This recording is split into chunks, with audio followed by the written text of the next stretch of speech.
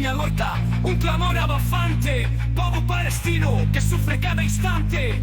Baixo un lume dos misís no medio do terror, pero ainda con esperanza e sen perder valor. Bombas caen no ceo, destruen soños enteiros. Crianzas con medo xoran sen seus primeiros, pero a súa voz resoa forte como o mar, un canto de resistencia que nunca vai calar. Xenocidio cruel non é só un conflito, a destrucción dun pobo, un acto maldito.